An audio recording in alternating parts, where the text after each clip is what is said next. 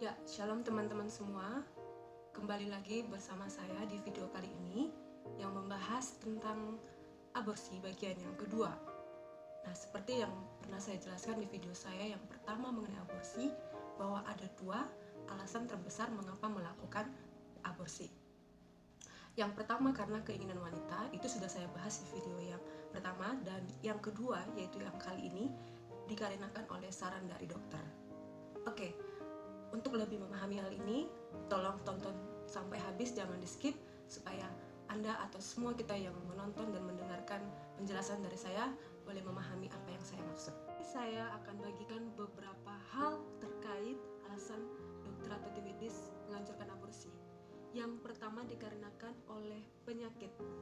Nah, ada beberapa penyakit tertentu pada wanita yang sedang hamil yang tidak boleh dipaksakan untuk melahirkan. Nah, mungkin di antara kita ada yang belum tahu penyakit apa yang dimaksud. Ya, penyakitnya ialah gangguan jantung, kejang, kanker. Kanker di sini adalah kanker yang baru terdeteksi pada saat kehamilan, kemudian keracunan, mengalami kekurangan vitamin berat, kelainan pada organ kelamin ibu, dan juga resus ibu yang merusak darah janin. Nah, gangguan jantung itu akan meningkatkan tekanan darah yang semakin tinggi, dan tentunya ini akan berisiko pada nyawanya si ibu dan berujung pada kematian. Begitu juga dengan kejang, itu akan menyebabkan pendarahan di otak apabila terus meneruskan kehamilan, dan ya kita tahu bahwa itu akan berisiko pada nyawa si ibu juga. Nah, itu yang pertama, itu karena penyakit, dan yang kedua ialah bayi yang di dalam kandungan mengalami cacat yang cukup tinggi. Dan alasan yang ketiga ialah keguguran yang terlalu parah, mungkin ini dikarenakan karena kecelakaan atau sebagainya, yang sangat mempengaruhi kesehatan dan kekuatan bagi seorang wanita yang mengandung. Itu ya guys, alasan dari dokter mengapa menganjurkan untuk aborsi. Dilemanya atau kebingungan yang terjadi dalam menghadapi situasi seperti ini yaitu bahwa di mana jelas janin akan mati bersama dengan ibunya apabila tidak dilaksanakan pengguguran. Dan juga bisa saja terjadi kebingungan bahwa situasi ini di mana ibu akan meninggal bila janin tidak digugurkan. Dan ini adalah kebingungan yang sering juga akan menjadi pertimbangan buat kita, yaitu anjuran dokter merupakan kebaikan untuk menyelamatkan nyawa si ibu.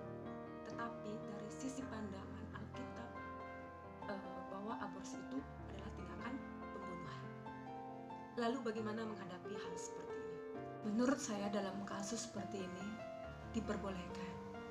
diperbolehkan untuk melakukan aborsi. Karena alasan-alasan yang disampaikan itu adalah alasan-alasan positif dan juga bisa dipertanggungjawabkan. Justru ya, apabila jika kita tidak melakukannya, itu akan mengakibatkan sesuatu yang sangat merugikan. Dan juga situasi seperti ini hanya kurang 1% dari seluruh aborsi yang dilakukan di dunia. Jauh lebih banyak perempuan yang melakukan aborsi karena tidak mau merusak tubuh mereka daripada wanita yang melakukan aborsi karena menyelamatkan nyawa mereka. Ya, bisa saja argumen saya juga disanggah dengan pernyataan bahwa loh, kita kan percaya bahwa Tuhan yang membuat mukjizat. Tuhan sanggup untuk memelihara nyawanya si ibu dan janin yang secara medis tidak bisa.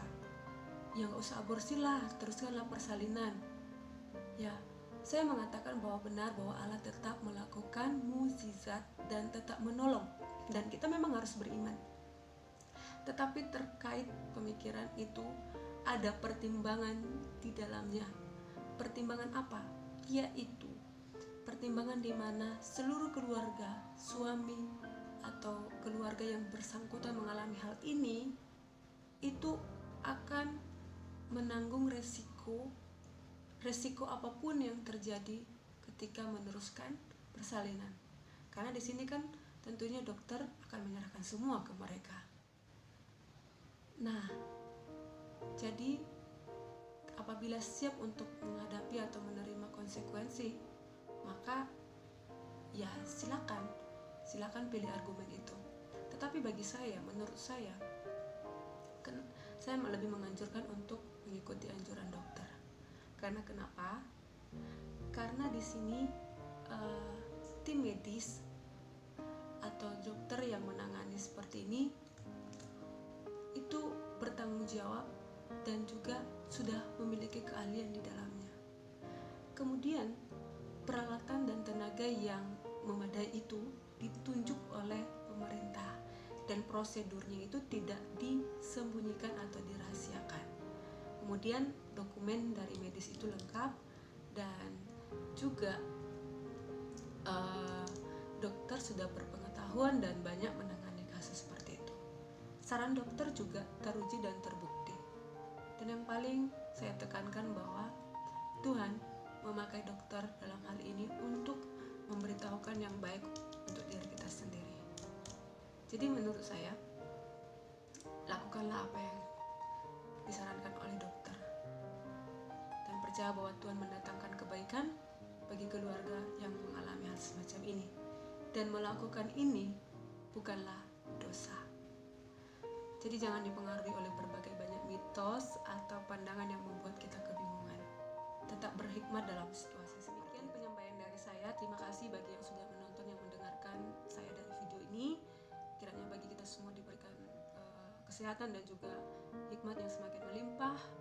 Dan terlebih lagi dalam menghadapi, mungkin ada yang menghadapi situasi seperti ini, tetaplah berdoa supaya kita lebih tahu apa yang harus kita perbuat. Oke, terima kasih dan saksikan video saya di masa-masa yang akan datang dalam pembahasan yang lain yang mungkin tidak topik ini lagi. Dan harapan saya kita semua tetap dalam lindungan Tuhan. Terima kasih.